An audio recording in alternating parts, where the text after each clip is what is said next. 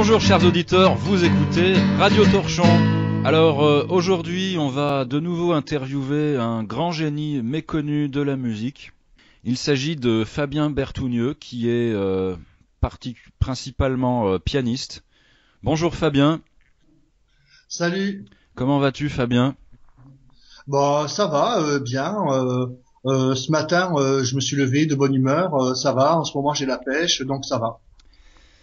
Alors Fabien, est-ce que tu peux brièvement nous résumer les groupes dans lesquels tu as joué et les albums que vous avez faits?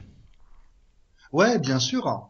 Alors, disons en résumé, j'ai un long parcours en musique parce que j'ai fait des études de musique qui a abouti à un BTMM, ça veut dire brevet de technicien des métiers de la musique à l'école, au bahut. Et en même temps, j'ai fait le conservatoire où j'ai fait des études de piano, de solfège, de formation musicale et aussi de trompette. En piano, en fait, j'ai obtenu mon diplôme de fin d'études, c'est-à-dire que après il y a rien. C'est-à-dire que je suis arrivé jusqu'au bout du cursus du conservatoire en piano. Et en trompette, j'ai un diplôme de fin d'études de deuxième cycle, ce qui est déjà pas mal, ma foi. Et alors au niveau des groupes, c'est-à-dire qu'en parallèle, j'ai joué, disons ma principale référence, c'est un groupe de reggae qui s'appelle Yakana, qui existe toujours, même si j'y joue plus. J'ai joué de la trompette dans ce groupe et c'était ma foi une très bonne expérience parce que les morceaux étaient parfaitement au point. On a fait plusieurs concerts, j'ai fait avec eux 5 ou 6 concerts, des fêtes de la musique, des concerts au café de la plage, dans des salles de concert, etc. Donc ça, c'était une très bonne expérience. Je jouais de la trompette dans ce groupe. J'ai joué dans un autre groupe qui s'appelle I Seed, qui est moins connu, qui est pas trop connu. Là, je jouais du synthé. Et puis j'ai joué aussi dans un ou deux autres groupes, mais ça n'a pas duré longtemps. Et jusqu'à aujourd'hui, où là en ce moment, je joue dans un groupe, on va dire de rock, blues rock, qui s'appelle Chrysalite, qui a un répertoire assez varié. Ça va du rock au blues, en passant par le néoclassique, la musique de relaxation. Donc il y a un répertoire très large. Et ma foi, on fait notre bonhomme de chemin. Et d'ailleurs, là, demain soir, je fais un concert au Conservatoire de Maurepas où il va y avoir des contes qui vont être récités par des récitants, entrecoupés d'intermèdes musicaux. Donc voilà. Et puis sinon, au niveau des influences, en fait, j'ai deux grosses influences musicales. Alors évidemment, il y a le classique, parce que j'ai une formation classique, donc c'est tout ce qui est Bach, Mozart, Beethoven, Ravel, Debussy, Berlioz et compagnie. Et j'aime beaucoup le rock aussi, de voir un peu le métal. Dans le rock, pour moi, l'un de mes groupes cultes, c'est Led Zeppelin, que j'aime beaucoup. Sinon, j'aime bien AC/DC aussi, un peu Metallica.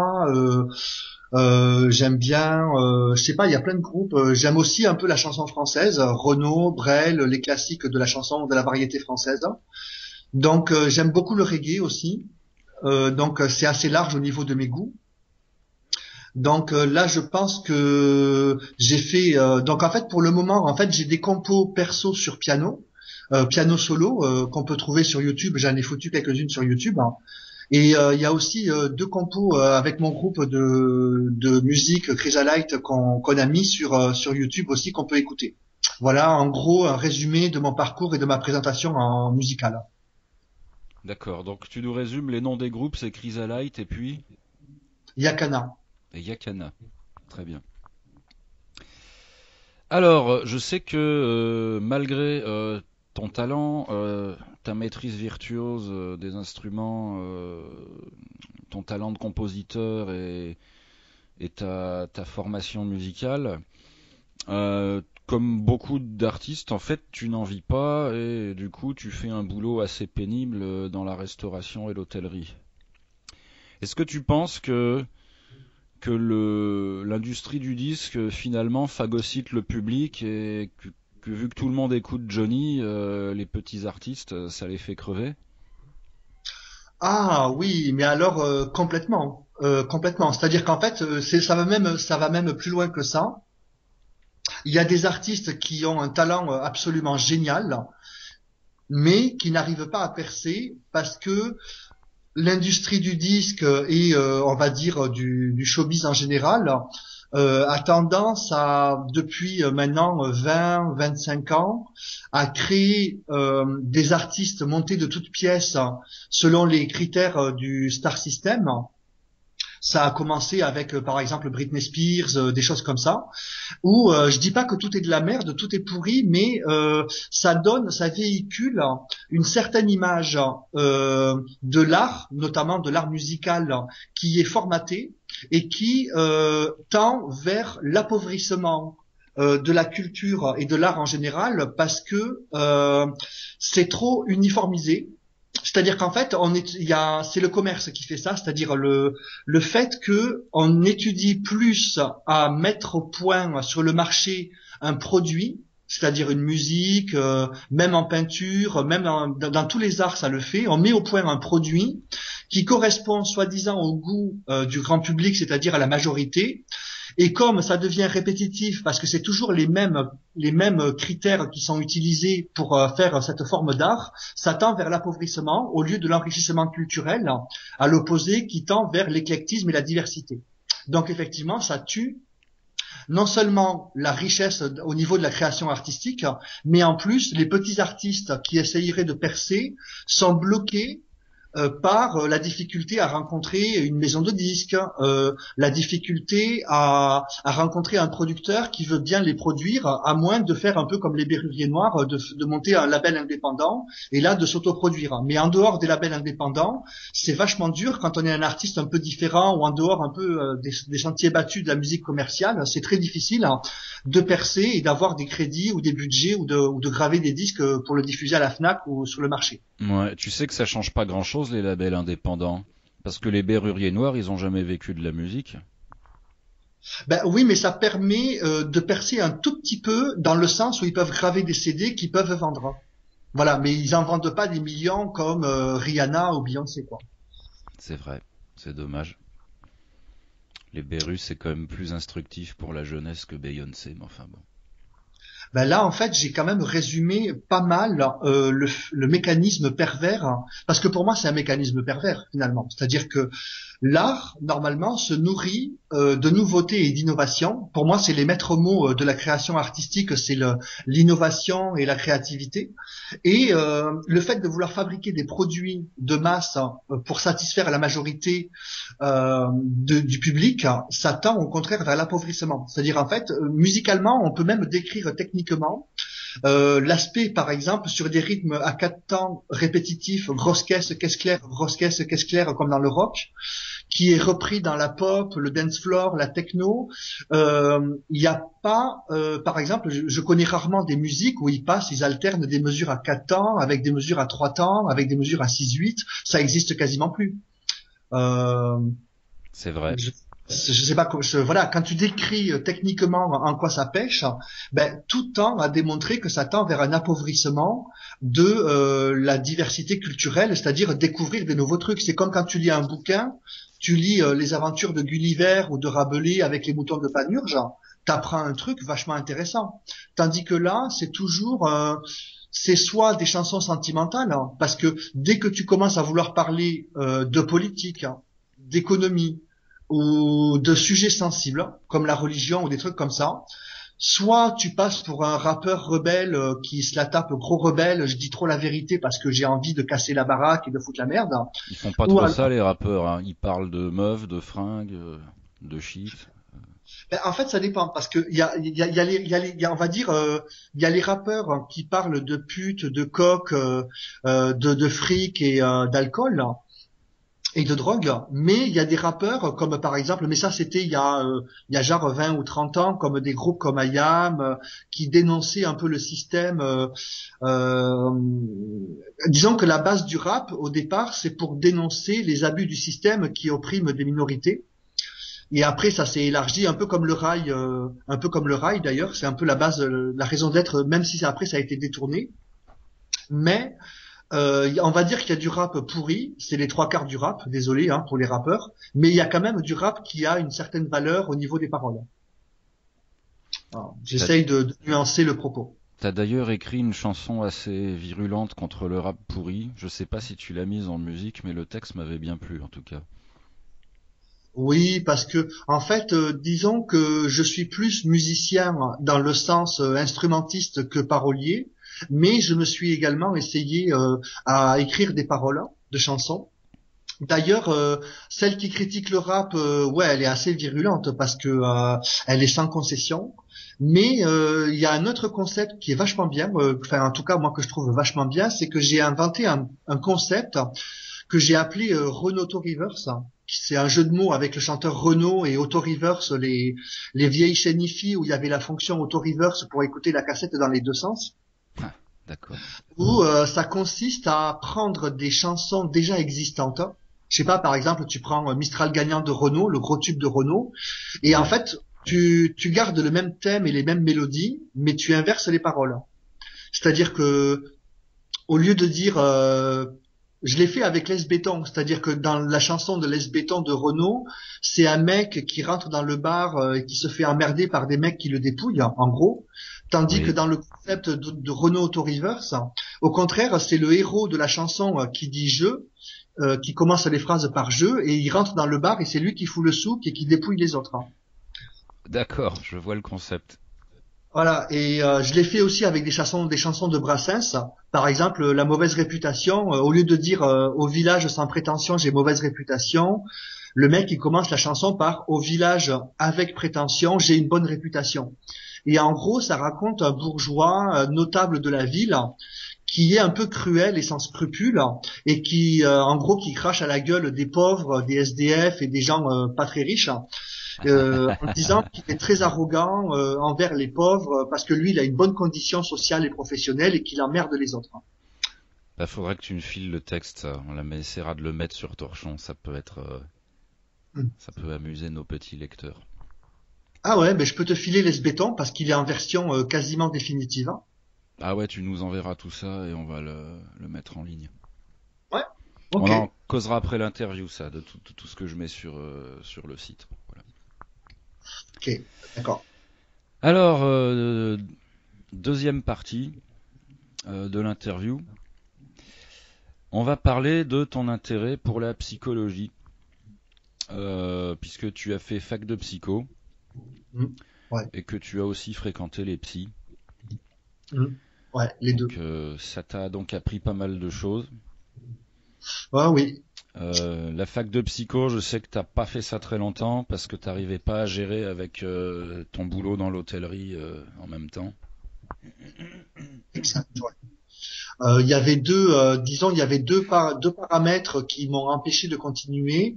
D'abord, j'avais un boulot à mi-temps, mais qui était un travail de nuit, qui était pas trop compatible avec les horaires de la fac parce que j'arrivais le lundi matin, enfin, je finissais le dimanche soir. J'arrivais, enfin, le dimanche, non, je finissais le lundi matin et je devais me taper 2 heures et demie de transport pour aller à la fac de Boulogne, bien en cours. Donc en fait, j'arrivais en cours complètement naze et en retard. Et le deuxième paramètre, enfin, c'était la distance géographique parce que j'habite au fin fond des Yvelines et pour faire le trajet 2 heures fois 2, 4 heures par jour, hein, c'est pendant la semaine plus mon boulot à mi-temps. J'ai pas pu suivre trop longtemps. Mais pour essayer de gagner du temps, en fait, parce que je me suis d'abord beaucoup informé sur la psychologie et la psychiatrie en autodidacte. Et en fait, le fait d'avoir fait même que 6 mois de psycho, disons 6 mois, un an, ça, j'ai été dans la bibliothèque de la fac où j'ai lu plein de bouquins pour essayer de confirmer, de voir si les infos que j'avais déjà eues étaient plus ou moins vraies. Et j'ai pu avoir la confirmation que la plupart des infos que j'avais étaient vraies, notamment par exemple en psychiatrie. Disons que pour faire un petit résumé en 2 mots, en fait, j'ai vécu parce que j'ai eu un parcours psychiatrique avant où malheureusement j'ai été en HP, en hôpital psychiatrique à cause de problèmes psychologiques que j'avais, même si entre-temps après ça s'est soigné, ça s'est guéri. C'est quoi qui t'a conduit à l'HP? T'as essayé de te suicider? T'as essayé de tuer quelqu'un ou... Non, j'ai pas, je m'en prenais jamais aux autres. C'était plutôt des. Alors, j'utilise des termes super techniques hein, parce que moi j'ai le vocabulaire, mais en gros, il y a les actes hétéro-agressifs, ça veut dire quand tu veux t'en prendre aux autres, et il y a les actes auto-agressifs quand tu veux t'en prendre à toi-même, un peu comme les gens par exemple qui se mutilent ou des choses comme ça. Moi, j'étais vachement dépressif hein, et j'avais des idées noires et des idées suicidaires. Hein. D'accord. Parce que, en gros, j'ai vécu des grosses galères dans ma vie, notamment quand j'étais jeune, dans mon entourage, des gens qui m'ont pourri la vie. Ça m'a pas trop donné confiance dans le genre humain. Ça m'a un peu détruit psychiquement. Et après, j'ai dû me reconstruire, faire un parcours thérapeutique pour me reconstruire psychiquement, pour retrouver confiance dans la vie, de la joie, de la bonne humeur et un peu confiance dans les autres. J'étais un peu parano en fait aussi. Tu penses qu'être victime de harcèlement ou de violence, ça peut détruire psychiquement? Ah ben clairement oui. Oui, parce que le pire, c'est quand tu es jeune. Hein. Quand tu es enfant ou ado, tu es plus fragile psychologiquement. Et s'il y a une ou plusieurs personnes de ton entourage qui te pourrit la vie, ça peut affecter après tes relations aux autres. Parce que quand tu es jeune, tu fais pas trop la différence entre ton entourage proche et les autres. Et après, tu peux tomber dans ce qu'on appelle le biais cognitif de la généralisation. C'est un biais cognitif où ce qu'on t'a fait subir comme préjudice, après tu as tendance à vouloir l'étendre à l'ensemble du genre humain et tu tiens des discours types du style de toute façon les êtres humains c'est tous des connards, ils sont tous bourrés de vices et de saloperies donc on peut pas faire confiance aux êtres humains et donc ça peut bousiller ta confiance dans les autres. Ouais, en gros.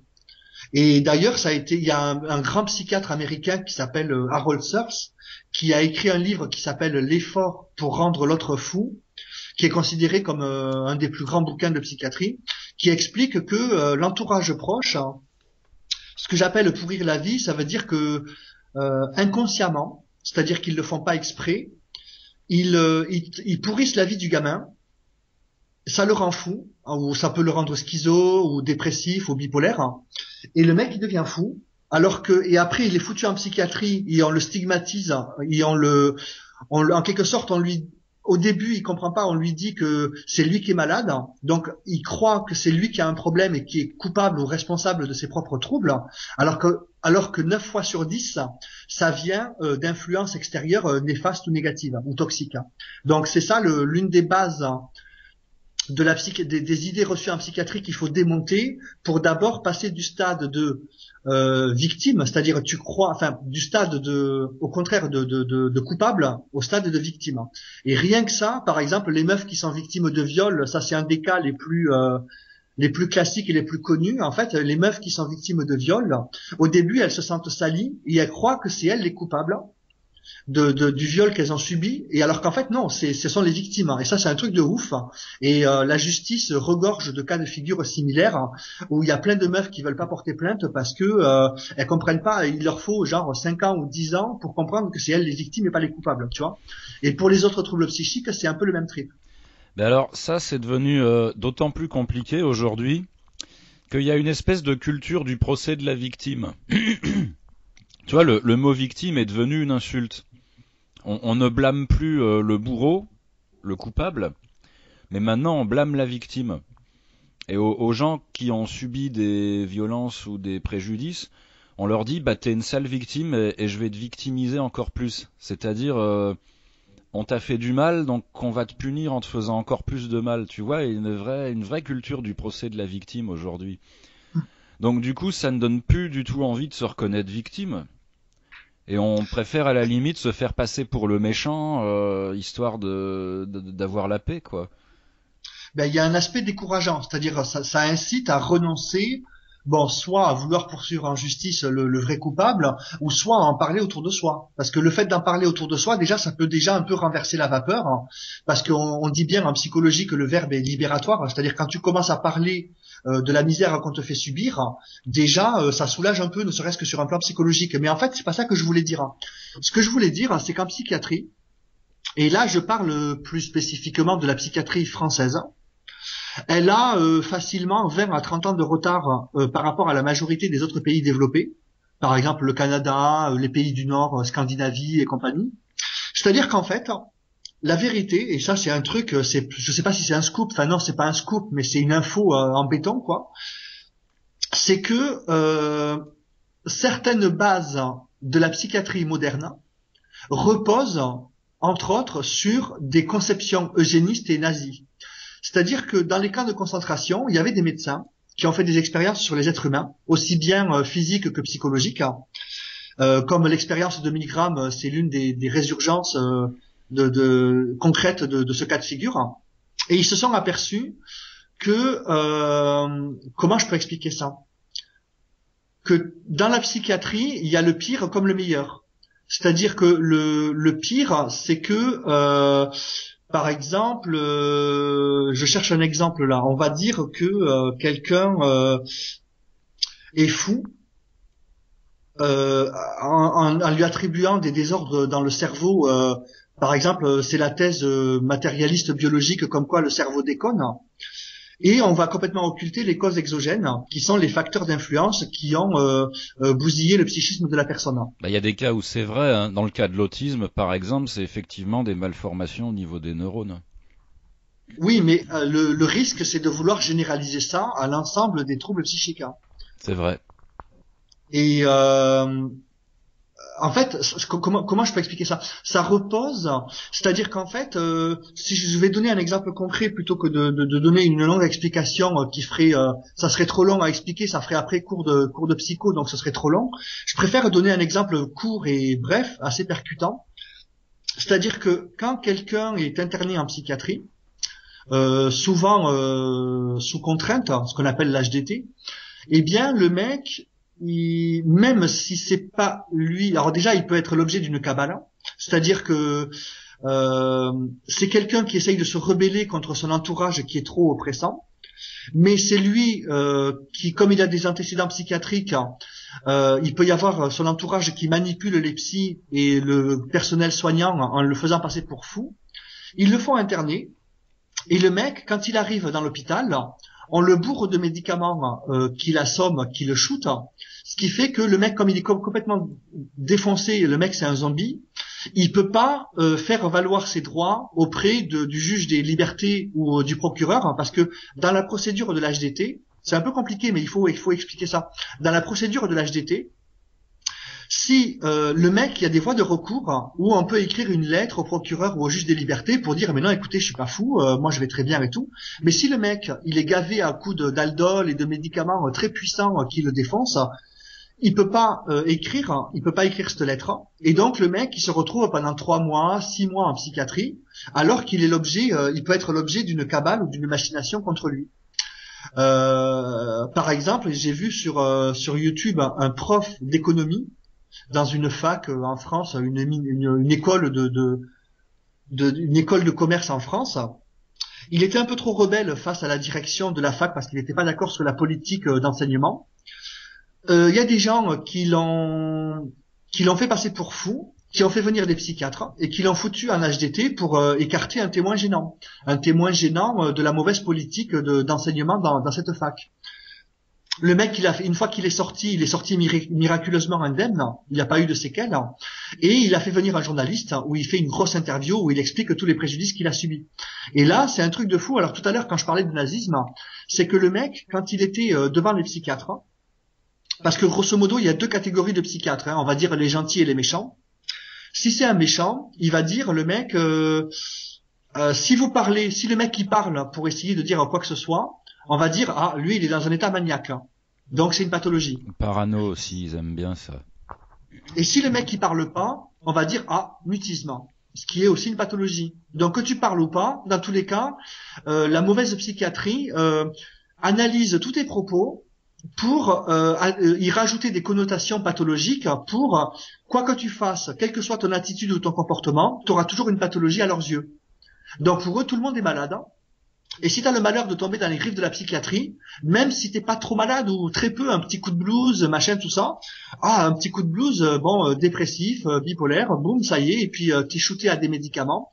Et l'une des conséquences, c'est qu'il y a des médicaments qui entraînent une très forte dépendance. Ça peut être les anxiolytiques, les neuroleptiques, les antidépresseurs, tout ça. Et bien en fait, tu peux avoir une forte dépendance, et une fois que tu as commencé à en prendre, après pour t'en débarrasser, même si t'es plus malade, c'est très difficile. Donc tu vois, il y a tout un tas de pièges.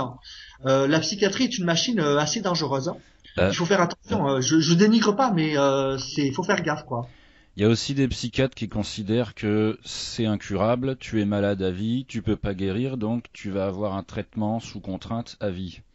T'en penses quoi de ça? Ouais. Alors là, j'ai un truc en béton à répondre qui vient à la fois de mes études de psycho à la fac et de mes recherches personnelles.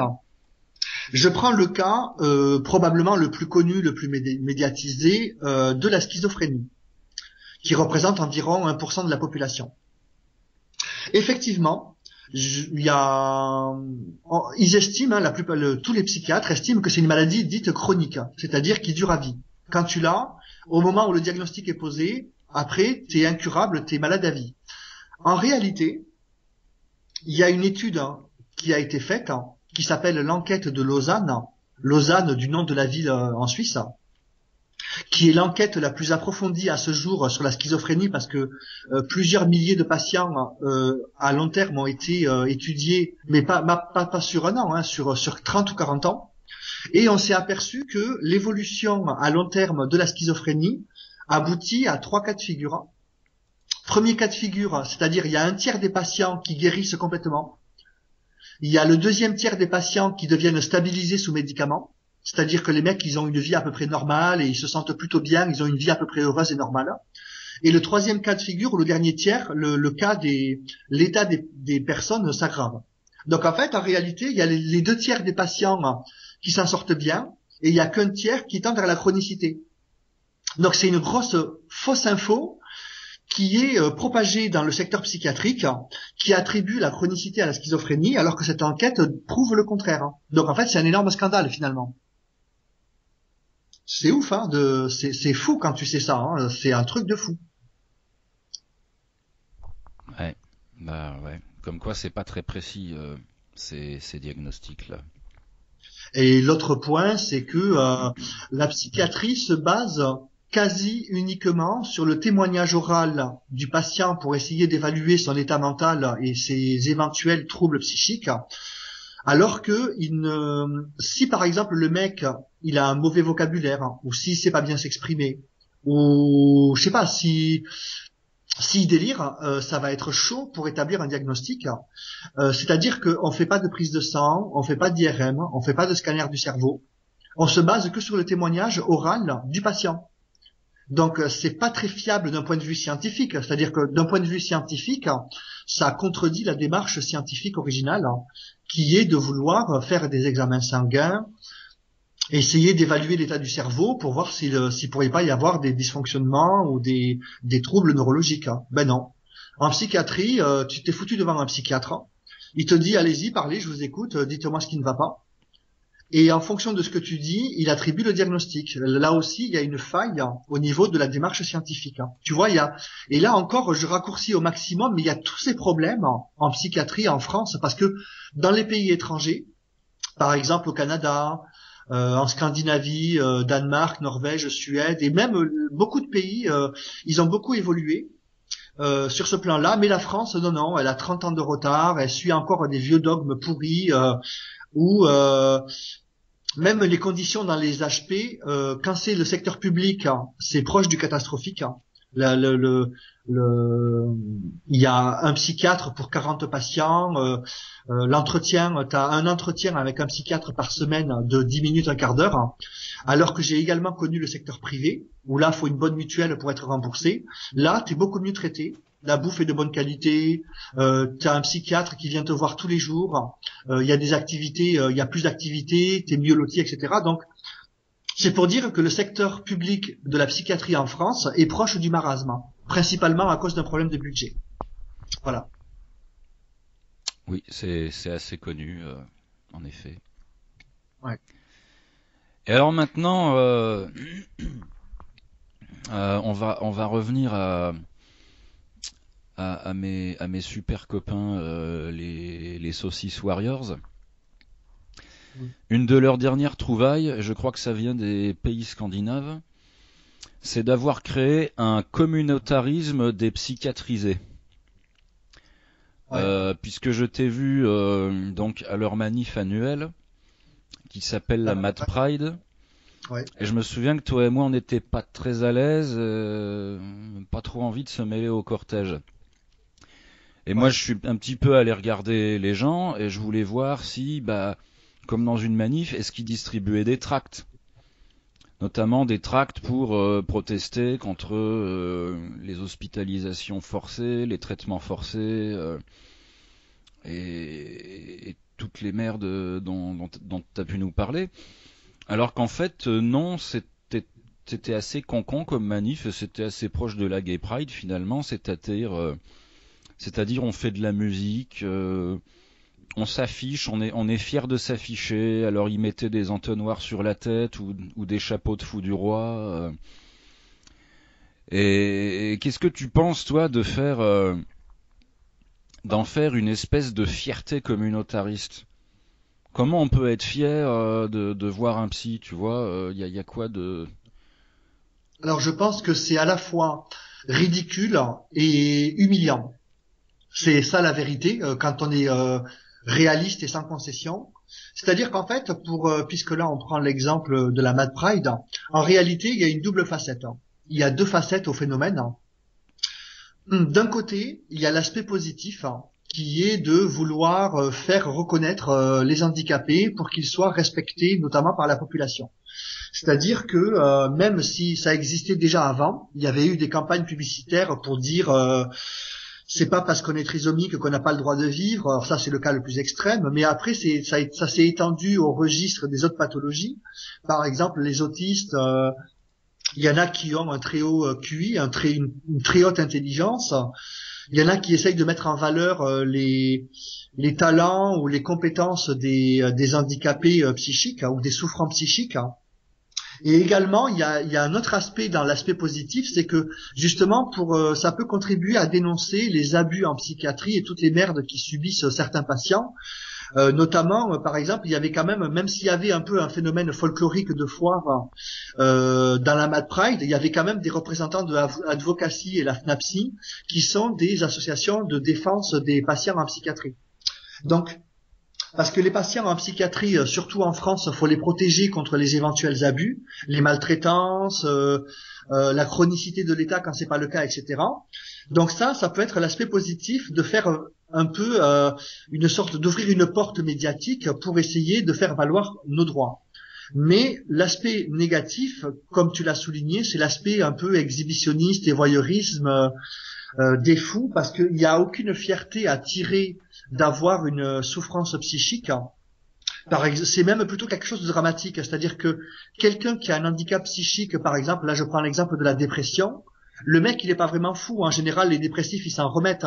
Au bout de 1 an, 2 ans, 3 ans, 4 ans, 5 ans, ils se remettent de leur dépression, mais ça crée un gros trou dans leur vie. C'est-à-dire que ils vont passer une période où ils pourront pas mener leurs activités, leurs projets, leurs rêves, tout ça, ils pourront pas réaliser leurs rêves ou leurs projets ou travailler, des choses comme ça. Alors que vouloir en faire une fierté, c'est un excès, en fait, c'est un abus de vouloir faire reconnaître ses droits, parce que moi j'estime que c'est pas la même chose. Étonnamment, tu parlais des handicapés tout à l'heure. Ils font pas ça avec les paralytiques ou les nains, tu vois, il y a pas de tétraplégique pride ou de nain pride ou non, bizarrement ils utilisent les gens qui vont voir un psy en fait pour faire leur truc des fiertés. J'ai trouvé ça louche, bizarre. Et puis tu sais, de reprendre le terme gay pride, c'est-à-dire finalement de vous assimiler aux homosexuels. Je veux dire, non, alors en quoi le fait d'aller chez un psy, il y aurait une connotation de faire partie de la communauté de gens qui font du sexe avec des personnes du même sexe, quoi. Ça, c'est parce qu'autrefois, l'homosexualité était considérée comme une maladie mentale, peut-être? Alors, oui, il y a ce point-là. Effectivement, jusqu'à il y a 30-40 ans, dans le DSM, qui est la classification des troubles mentaux, il y avait l'homosexualité. Parce que d'ailleurs, c'est la preuve que la psychiatrie était très rétrograde, parce qu'ils estimaient que l'homosexualité était un trouble pathologique mental. Là. Mais moi, je crois qu'il y a une autre raison qui est plus prédominante. Je pense que c'est pour essayer d'enfoncer le clou sur un plan médiatique, pour essayer de faire parler d'eux plus. C'est-à-dire que Mad Pride, Gay Pride, ça attire les journaux, les radios, les télés. Et comme la Gay Pride est déjà connue, ça peut servir de porte-parole indirecte pour essayer d'assimiler ça au mouvement homosexuel ou Gay Pride, LGBT, etc. pour faire valoir la Mad Pride, mais pour moi c'est purement médiatique. Hein. C'est-à-dire que l'argument du l'homosexualité était une pathologie mentale il y a 30 ans, c'est complètement secondaire, pour ne pas dire insignifiant, par rapport au désir de faire reconnaître médiatiquement la Mad Pride. C'est ça pour moi, à mon avis, la vérité. Ouais. Je sais pas ce que t'en penses, mais Bah alors justement les associations qui étaient présentes là-bas, comme comment ça s'appelait, UMAPSI ou Advocacy. Ouais. Je suis allé regarder un petit peu sur leur site internet. Et pour moi, la première maltraitance qui devrait être dénoncée en psychiatrie, c'est d'imposer aux gens de force et contre leur gré des traitements qui vont être extrêmement dangereux pour leur santé. Ouais. Hein, des traitements qui te rendent idiot, qui te font gonfler le bide, donc qui te rendent moche, quoi, et ou qui vont te rendre sexuellement impuissant, ou voire carrément des traitements qui te niquent ton système immunitaire ou qui te rendent cardiaque et qui peuvent te tuer. Et pour moi, la première maltraitance en psychiatrie, elle est d'abord là, c'est qu'on empoisonne des gens. Légalement. Oui, légalement et contre leur gré surtout. Et ces associations-là ne dénoncent jamais ça. Ah bon? Non, c'est jamais ça qui est dénoncé par ces associations.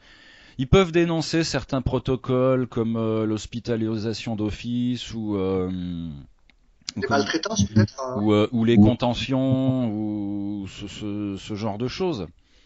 Mais jamais ils ne s'attaquent à ce qu'il y a de pire en fait. Donc est-ce que tu penses que le lobby pharmaceutique est tellement puissant qu'on n'a pas les couilles de leur rentrer dedans? Ah mais c'est évident, hein.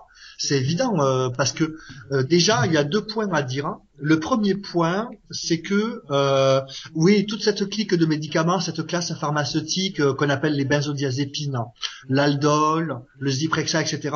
Il faut savoir que en réalité, la psychiatrie est une science qui est très jeune. Hein.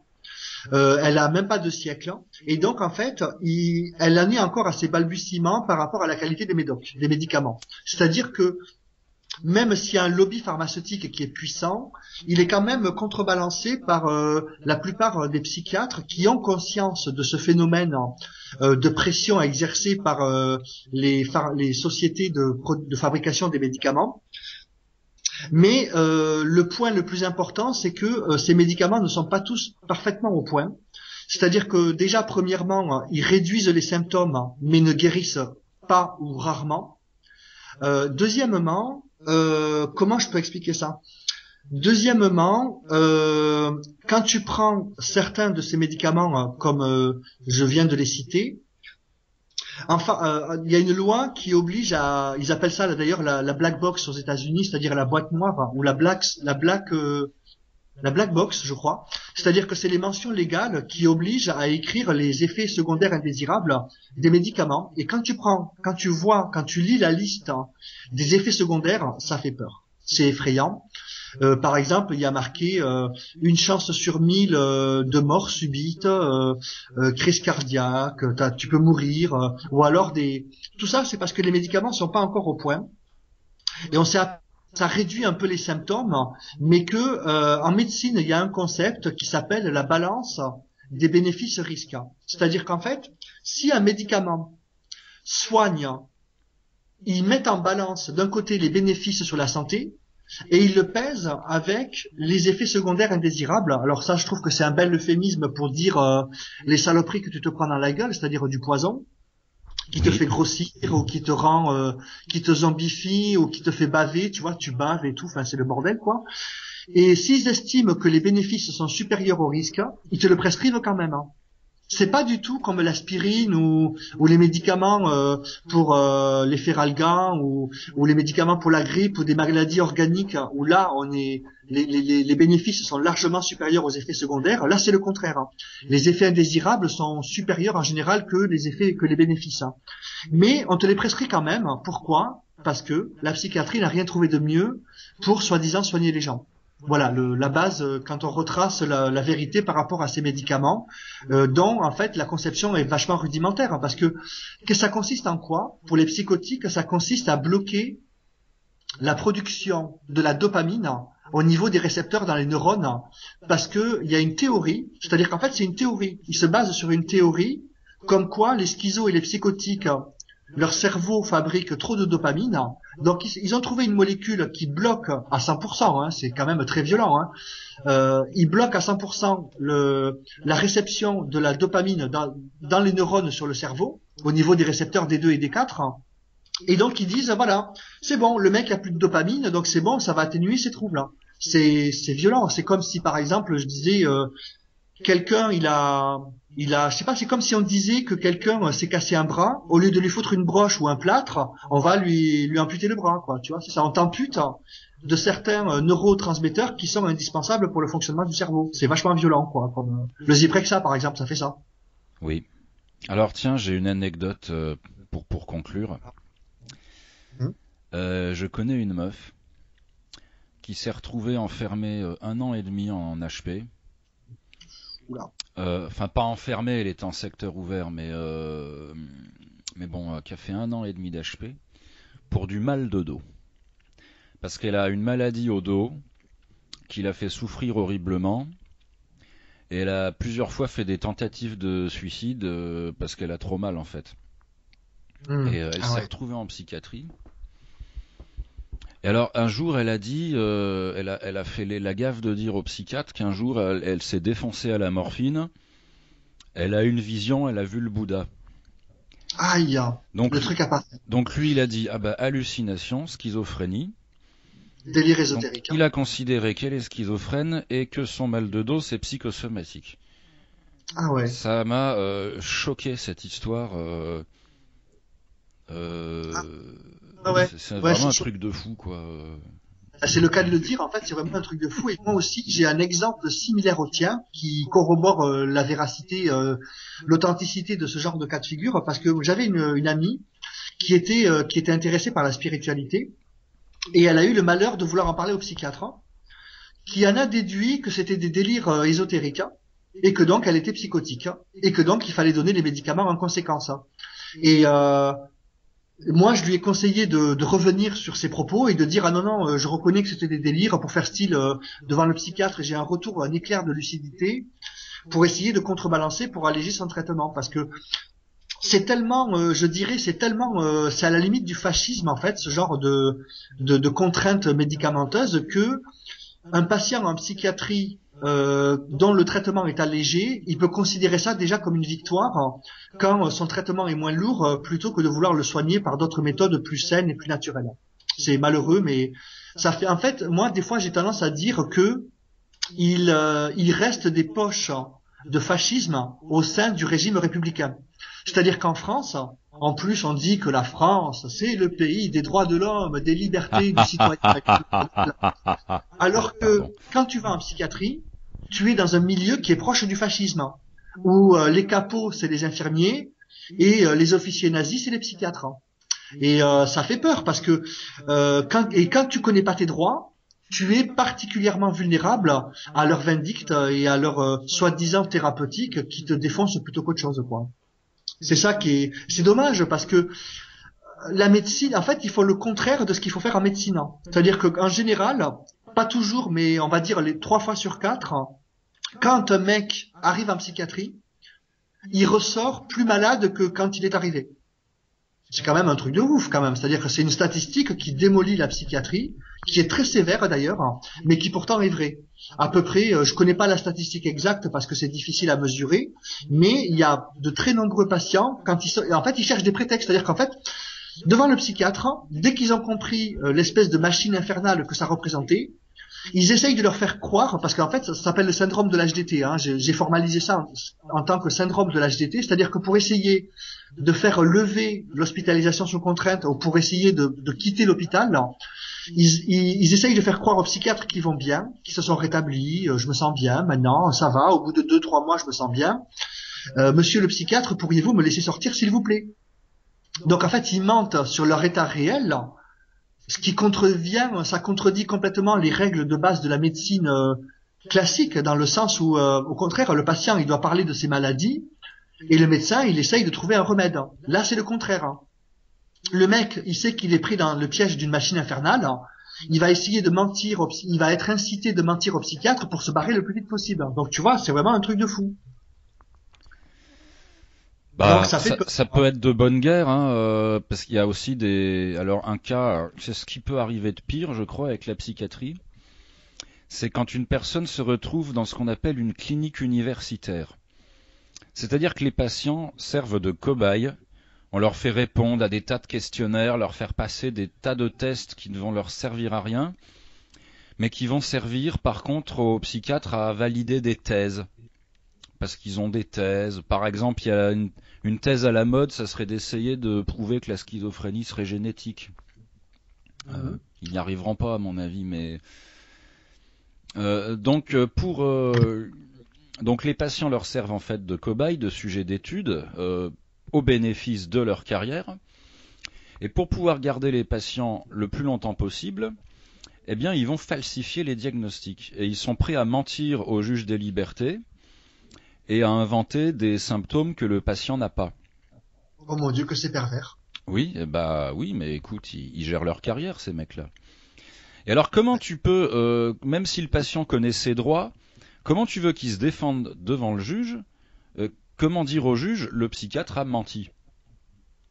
Ou même, c'est encore pire que ça, parce que mentir, c'est une accusation extrême. C'est, même si il parle pas de mensonge, comment remettre en cause la psychiatrie, parce que c'est devenu une intelligentsia. C'est-à-dire que la psychiatrie fait office de référence dans les procès depuis Freud. En fait, ça a commencé avec Freud, quand on remonte à la source. C'est-à-dire que Freud a inventé le concept d'inconscient, et donc ça a abouti concrètement au concept d'irresponsabilité pénale dans les cas de crime dans les cas de folie. C'est-à-dire que l'avantage, c'est que si un mec il tue quelqu'un, mais que le psychiatre le jour du procès dit que c'était à cause de la folie et donc que le mec il était inconscient, il n'était pas responsable de ses actes, il n'était pas maître de ses actes, donc au lieu d'aller en prison, il va aller en HP. Longtemps.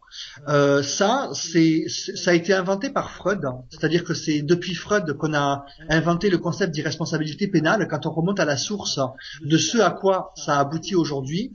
C'est-à-dire que la psychiatrie est utilisée dans le droit et la justice pour établir un diagnostic qui va permettre de déterminer l'irresponsabilité ou la responsabilité pénale d'un criminel ou d'un délinquant. Et ça, en général, le patient n'a pas droit de citer pour faire valoir son opinion, parce qu'il considère que le patient, soit il est fou, délirant, soit il est délirant, ou alors même s'il n'est pas délirant et qu'il a sa lucidité, comme il considère qu'il n'y connaît rien parce qu'il n'a pas fait des études de psycho ou de médecine, son avis n'est même pas écouté. Et c'est pour ça, c'est l'une des raisons qui m'a poussé à faire ces études de psychologie, pour essayer de vérifier par moi-même les infos qui balancent en psychologie clinique. Alors que là, sur la schizophrénie, comme t'en parlais tout à l'heure, maintenant la vérité on la connaît. En fait, la cause, elle est multifactorielle et elle ne provient pas d'un dysfonctionnement du cerveau. Depuis l'école de Palo Alto et les recherches d'Harold Search, ça a été démontré que ça vient d'une fragilité psychologique de départ qui est aggravée par un environnement relationnel toxique et néfaste. Ouais. Voilà, c'est ça qui crée la schizophrénie. C'est pas le cerveau qui est mal foutu et qui déconne. C'est voilà. Ça dépend. Moi, j'ai lu justement, sur des sites assez classiques de médecine, des trucs un peu plus sérieux que Doctissimo, que cette fragilité psychologique qui crée un terrain favorable à la schizophrénie peut, par exemple, venir d'un traumatisme crânien. Donc, il y a quand même un facteur neurologique à prendre en compte.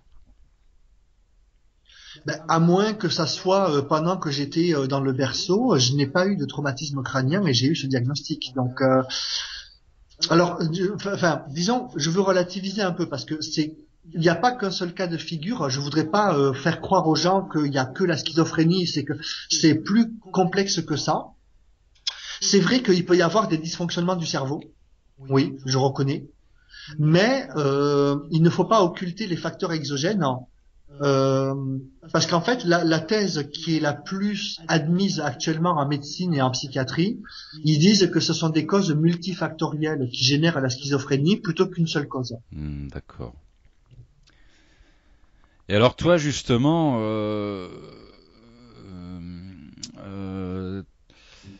tu me l'avais dit tout à l'heure, chez toi ça se traduit par le fait que jusqu'à 35 ans, tu croyais qu'on pouvait lire dans tes pensées. Je me souviens d'un jour aussi, tu croyais que tu étais surveillé par la CIA. Donc chez toi, ça se traduit par des idées comme ça, en fait, Ouais. qui sortent un Ça peu se... de nulle part. Et c'est vrai que, bon, vu comme ça, on sait pas trop d'où ça peut venir, en fait. Oui, Moi, ben justement, je pensais que moi, le problème chez toi, c'est que t'es trop irrationnel et que t'as trop tendance à croire à la magie, à l'ésotérisme et à ces choses-là. Et alors ça nous amène donc à la troisième partie de l'interview. Ésotérisme et théorie du complot, ce sont deux sujets qui te passionnent. ouais. Donc est-ce que tu penses qu'on peut analyser le monde à travers des complots de nature ésotérique, liés aux Illuminati, à la franc-maçonnerie Pas que. ou à de la C'est-à-dire sorcellerie, je sais pas. pas que. C'est-à-dire que je pense que, en tout cas, bon, je précise quand même, c'est mon opinion. C'est-à-dire que même, enfin, j'ai réussi à avoir des preuves, hein, quand même, de ce que j'avance, donc c'est quand même pas mal. Mais je pense que il y a des pratiquants d'ésotérisme qui contribuent à la marche du monde. L'exemple que tu as donné par rapport à la franc-maçonnerie, puisqu'on sait qu'elle existe, on sait pas trop ce qu'ils font en coulisses. C'est-à-dire que c'est pas, il n'y a pas que ça qui dirige le monde, parce que par exemple, même si tu imagines en étant très cru un réseau de magiciens ou de sorciers qui essayent de foutre la misère à des gens ou au contraire de les aider, t'envoies des porte-avions et des sous-marins, je pense que les militaires resteront plus forts. Avec des bombes, à coups de bombes, tu peux raser un pays comme l'Afghanistan ou le Kosovo, tu vois, ou la guerre du Golfe sous Saddam Hussein. Donc il y a plusieurs forces en jeu, mais la force dite ésotérique ou magicienne, elle est toujours assimilée à des superstitions ou des délires irrationnels, alors que moi je pense que c'est vrai, ça existe vraiment. Par exemple, je pense que si c'était pas vrai, mon argument principal, mon argument choc, ça consiste à dire que si c'était des fables, de la fabulation, il n'y aurait pas des millions de gens qui se casseraient le cul à mettre au point des rituels parfois plus ou moins complexes, plus ou moins compliqués, si ça n'aboutissait pas à des résultats réels et concrets. Donc c'est pour dire que je pense que ça a une réelle incidence de jouer avec des forces supérieures, même si évidemment ça représente des risques, mais admettons que si les mecs ils font l'équivalent d'un travail professionnel, c'est-à-dire un degré professionnel, c'est un peu comme un trader en bourse, c'est-à-dire que quand tu places de l'argent en bourse, il y a des risques, mais si tu connais bien les paramètres et que tu prends des risques calculés, ça peut te rapporter de l'argent. Ben, en Ouais. magie et en sorcellerie, c'est pareil. C'est-à-dire que si tu invoques un démon ou une entité positive ou négative, c'est risqué, mais si tu maîtrises bien le truc et le rituel, ben tu peux obtenir comme conséquence une incidence dans la réalité. Et sauf que le point qui corrobore un peu la théorie du complot, c'est que en général, les magiciens, ils se cachent. C'est-à-dire qu'ils veulent pas être médiatisés. Alors pourquoi ils veulent pas être médiatisés? Je dirais que Ah bah si, il y a David Copperfield. ouais, mais ça c'est un prestidigitateur. Hein. C'est pas un magicien dans le sens qui travaille avec les forces occultes. Hein. Ah ouais.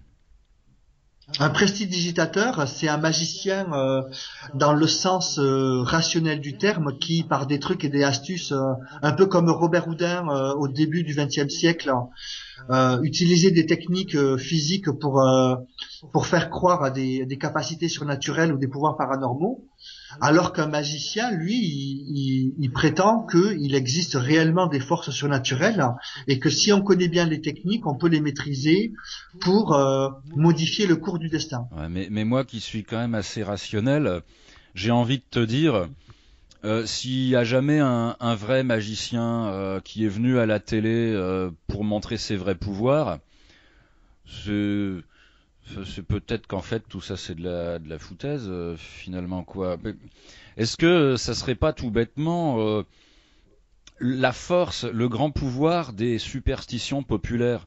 Parce que tu sais par exemple les horoscopes. Tous les matins Ouais, dans les journaux, les gens ils lisent des horoscopes. Les ouais. prédictions des horoscopes, on sait que c'est du bidon, ça ne se réalise jamais, ou alors une fois sur 100 parce que c'est un coup de bol. Et pourtant, les gens continuent à croire les horoscopes alors qu'ils ont la preuve flagrante que c'est de la foutaise. Donc est-ce qu'on n'aurait pas une crédulité naturelle à croire tout et n'importe quoi, même si on a la preuve sous le nez que c'est pas vrai? Oui et non.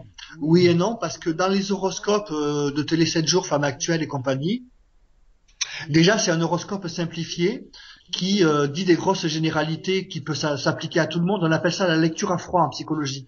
La lecture à chaud et la lecture à froid, c'est-à-dire que il y a un test qui a été fait en psychologie par des chercheurs en psychologie où il faisait lire un texte à des gens, un texte qui était volontairement suffisamment généraliste pour que tu te reconnaisses dedans, que faire croire que ça te concerne.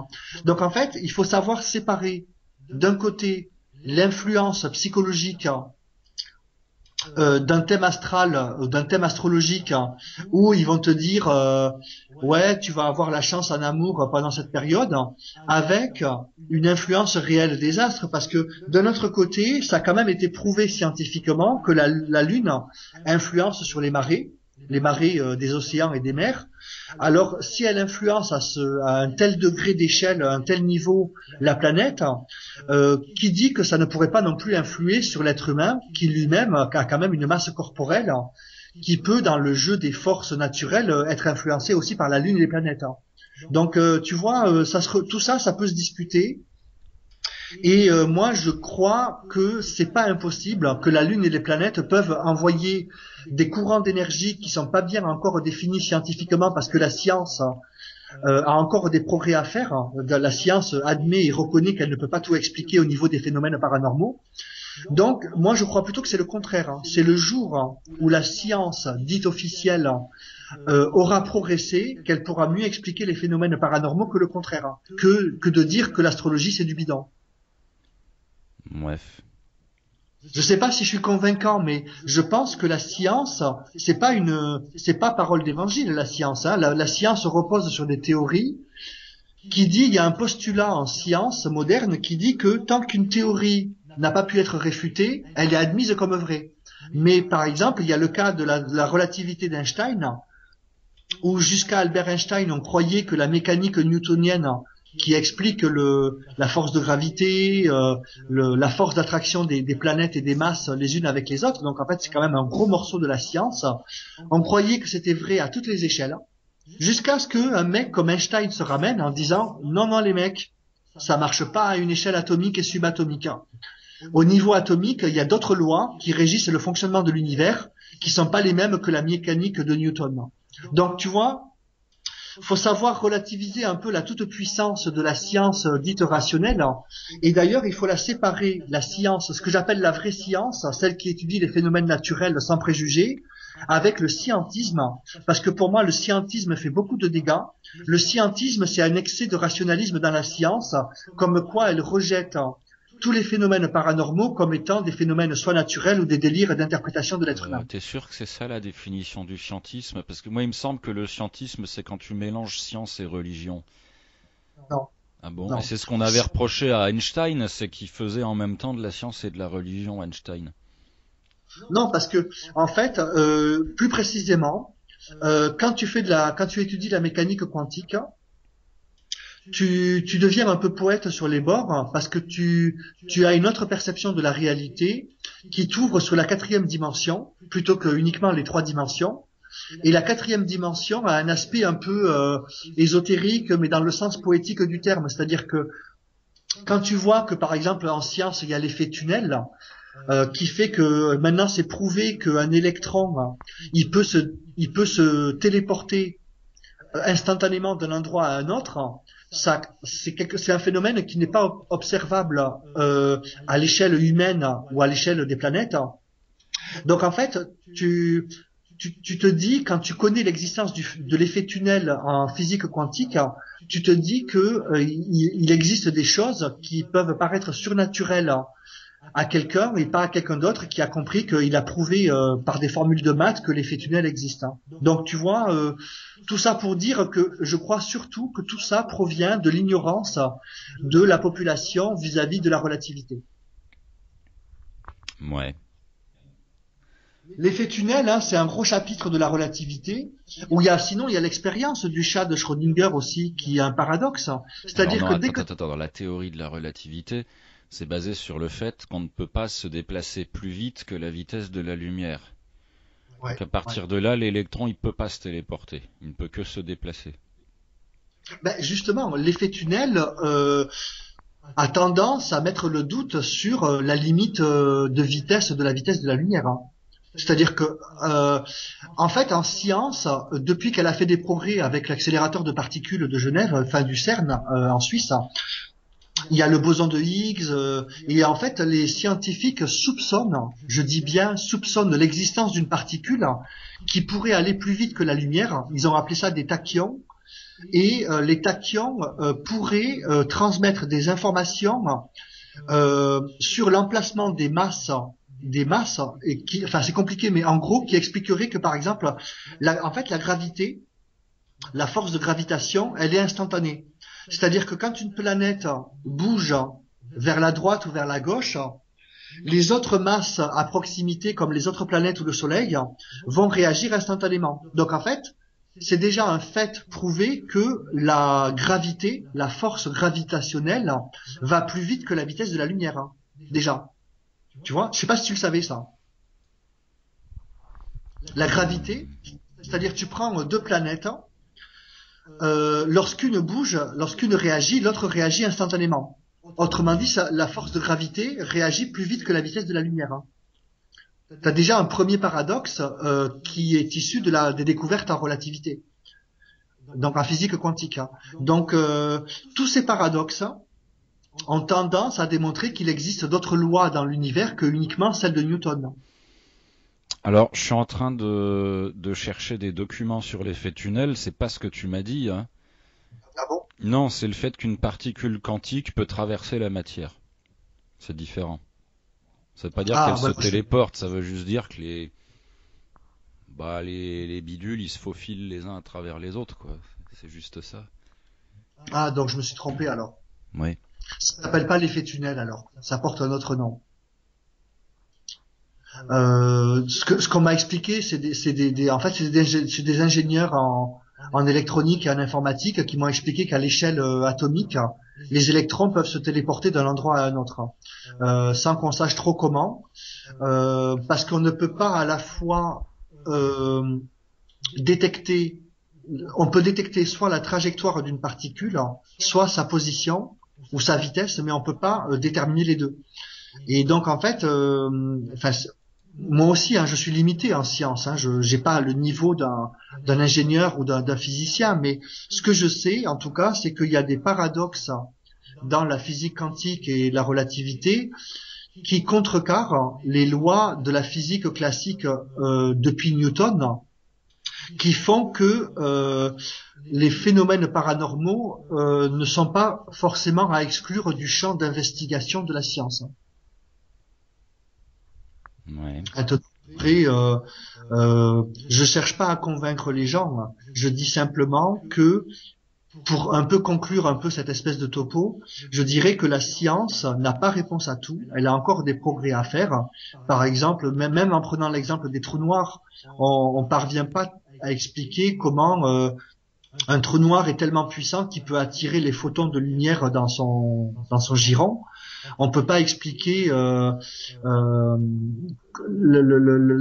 fonctionnement d'un trou noir. On a encore, la science a encore du mal à expliquer correctement certains phénomènes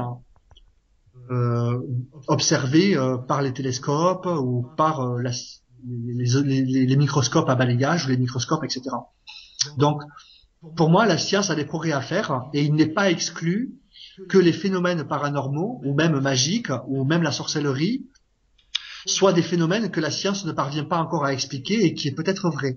C'est ça mon postulat en fait. Après, le truc, c'est que la science, elle étudie des phénomènes qu'on a observés. Or, toutes ces histoires de magie, de paranormal, etc., ce n'est que des trucs qu'on raconte, hein, mais qu'on n'a jamais montré, qu'on n'a jamais filmé, puis que moi j'ai jamais vu de mes yeux personnellement. L'une des raisons, c'est qu'en général, lorsque un débutant, un néophyte intègre un groupe de magie, que ce soit un coven dans la Wicca ou la franc-maçonnerie, on lui demande de pas trop parler de ça. On lui demande de garder ça secret. Et c'est une transmission par voie initiatique dont le secret sur les fonctionnements ésotériques des trucs, on demande à ce que les gens gardent le secret. Alors après, bien sûr, il y a eu des fuites, hein.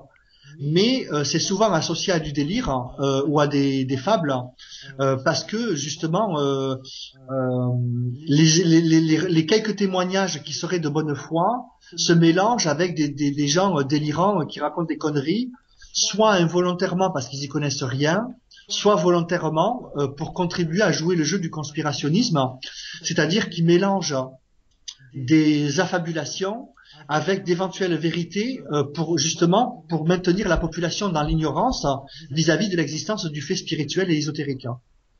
Mais là, ça nous fait rentrer effectivement dans la théorie du complot, oui. Et alors, puisqu'on parle d'ésotérisme, est-ce que tu crois au mythe, un vieux mythe ésotérique très connu, le mythe de la Terre creuse? C'est-à-dire que sous terre, dans la Terre, il y aurait des grandes galeries, des mondes souterrains dans lesquels vivraient des êtres dont on n'a pas connaissance. Alors, je resterai prudent en disant que mon opinion à ce jour, c'est que d'un côté, maintenant, on sait de façon sûre et certaine qu'il y a des grottes et des espaces plus ou moins grands dans la Terre, pas très profondément, hein, c'est pas à 10 000 kilomètres, hein, c'est à 2-3 000 kilomètres ou 1000 kilomètres sous terre, mais je ne sais pas si c'est habité. C'est-à-dire, c'est un peu comme dans le livre de Jules Verne, Voyage au centre de la Terre. Il y a des zones ou des endroits sous terre qui sont creux, c'est-à-dire que la Terre n'est pas complètement pleine à 100%, mais par contre, je pourrais pas te dire s'il y a des gens qui ont déjà été ou qui ont aménagé des bases où ils se livrent à des activités plus ou moins secrètes ou mystiques, ça je sais pas. Je sais pas. Ouais. Et alors, en parlant de sorcellerie, quand un journal iranien publie un truc, bon, qui chez nous a fait marrer tout le monde, que en Israël, il y aurait des gens qui utiliseraient la sorcellerie pour nuire à l'État iranien. Tu crois que c'est possible, toi, qu'on va jeter un sort à une nation, je sais pas, moi, pour ruiner son économie ou détraquer ses avions Je pense que oui. Je pense que oui, parce que j'ai un autre exemple avec celui de l'Angleterre. C'est-à-dire qu'en fait, j'ai fait des recherches, pas très profondes, mais j'ai fait des recherches un peu en ésotérisme. Et il y a un sorcier qui est considéré comme un sorcier de renom, quoi, même s'il n'est pas très connu, qui s'appelle John Dee, D-E-E, qui a travaillé pour la couronne d'Angleterre vers la fin du XVIIIe siècle, et qui soi-disant aurait, par des rituels mystérieux que je connais pas, aurait enfermé les entités immatérielles planétaires dans les fameuses tables de John Dee. Ce sont des tables en pierre qui seraient conservées dans un endroit secret pour faire en sorte que l'Angleterre devienne une des plus grandes puissances mondiales. Et apparemment, l'avenir a donné raison à cette thèse parce que il y a eu la City de Londres où il dirige les finances mondiales avec la bourse de Londres et en même temps le Commonwealth, c'est-à-dire toutes les colonies anglaises qui font que pour un petit pays, les mecs, ma foi, ils ont plutôt bien réussi leur hégémonie et leur expansionnisme politico-économique, hein. Et ça date de cette époque-là. C'est-à-dire il y a une reine, je sais plus qui c'est, je sais pas si elle s'appelle Elisabeth ou je sais plus qui, une reine d'Angleterre, qui a fait appel à ce mec en lui disant, voilà, si tu trouves un moyen occulte, secret, ésotérique de promouvoir ma nation, je t'en serai reconnaissant et je t'offrirai des richesses ou je sais pas quoi. Le mec, il a dit, ok, d'accord. Il a fait des invocations et il a enfermé des entités planétaires. Je pourrais pas trop préciser ma pensée parce que je sais pas trop ce que c'est exactement. Dans des tables qui font que maintenant l'allégeance de ces entités à l'Angleterre font que l'Angleterre est un des pays les plus puissants du monde. Non, Donc, d'accord. ça me fait penser que, parce que comme John Dee, son existence est attestée, hein, il existe vraiment, hein, tu peux aller dans Wikipédia pour voir que ce mec a existé. Il parle de collègues, d'acquaintances avec la couronne, c'est-à-dire avec l'aristocratie anglaise comment ils s'appellent, les Windsor, je crois, les mecs, le, la couronne d'Angleterre, c'est les Windsor, je crois, le nom de la maison royale. Pas de façon. Après, ça tombe dans l'image d'Épinal et le gros cliché comme quoi tous les grands présidents avaient un tarologue ou un astrologue affilié pour essayer de mieux prendre des décisions. Mais ça, c'est la face émergée de l'iceberg. C'est-à-dire que comment elle s'appelle la meuf tu sais qui a été l'astrologue de François Mitterrand, là, Elisabeth Tessier. Oui. Bon, ben ça, c'est la face émergée de l'iceberg. C'est-à-dire qu'en coulisses, il y a des francs-maçons derrière qui essayent d'influer sur le destin du monde par des jeux de magie ou d'ésotérisme. Oui, voilà ce que je pense. Ouais, bon, bah c'est une croyance, hein. Moi, j'y connais pas grand-chose et je suis pas très porté là-dessus, mais En tout bon, cas, j'en suis persuadé. ok, on va conclure. Est-ce que tu as un message pour les lecteurs de torchon.org? Oui, le message que j'ai à faire passer, c'est rester libre dans vos têtes et pensez par vous-même et ayez des projets d'avenir. C'est-à-dire que c'est un espèce de message un peu généraliste, universaliste, qui explique que malgré toutes les influences médiatiques, politiques et tous les bobards qu'on vous raconte, ce qui est le plus important, c'est de penser par soi-même et de se faire sa propre opinion sur les choses, que ça soit sur la vie concrète ou même irrationnelle ou matérialiste, et de penser par soi-même et d'avoir des projets d'avenir. C'est-à-dire que le but, c'est de construire sa vie, et c'est ça le plus important. Contre vents et marées, il faut construire sa vie pour essayer de la réussir et de réaliser ses rêves et ses projets, parce que à cause des influences négatives qu'il y a dans le monde, beaucoup de gens sont tentés, soit ils sont découragés, ou soit ils sont tentés de suivre le troupeau et de pas réaliser leurs rêves parce que on leur explique pas qu'il faut penser par soi-même et réaliser ses rêves dans la vie alors que c'est l'un des objectifs les plus importants. Ouais, en même temps, le problème, c'est que ta pensée est toujours influencée par autre chose. Hein, toi, par exemple, toutes tes croyances ésotériques, c'est quand même parce que t'as bouffé de la littérature ésotérique, Ouais, mais je notamment sais sur qu'il y a Internet, à mon avis. non, il y a eu des livres aussi, il y a Internet, mais il y a aussi des livres, il y a des amis qui ont appartenu à la Wicca ou à la franc-maçonnerie, donc j'ai quand même plusieurs sources d'informations qui se recoupent. Et l'autre point, c'est que je garde quand même une certaine forme de neutralité et d'impartialité, où je suis capable de mettre en doute des croyances ou des opinions si je les estime trop farfelues ou pas crédibles. Donc en fait, je gobe pas tout ce qu'on me dit. D'abord, je cherche à vérifier par moi-même. Bien, bien. Bien, bien. Eh ben, merci Merci. beaucoup à toi, Fabien. Voilà, je félicite les auditeurs qui ont réussi à écouter jusqu'au bout et je les invite à écouter tes œuvres musicales. Ah oui, tiens, si, j'aurais quand même une dernière question. Il y a un côté très mystique dans ta musique. Et est-ce que l'ésotérisme, ça a influencé ta façon de composer? Bof, pas trop, non, pas vraiment. Ça peut être à la rigueur philosophique, mais pas, c'est pas vraiment ésotérique. Non, c'est musicalement parlant, je dirais que je farfouille un peu des concepts, mais il n'y a pas de truc en rapport avec l'ésotérisme ou la magie. C'est plutôt, moi, je pense que le but, c'est de faire plaisir à l'auditeur en lui offrant des sons et des séries des constructions sonores qui sont agréables à l'oreille. C'est ça mon plus important credo en musique, c'est de faire plaisir au public plutôt que de lui balancer des concepts foireux ou fumistes, ou fumeux. Parfait. Merci à toi, Fabien, et je te souhaite une bonne journée. Merci pour l'interview et bonne journée à toi aussi.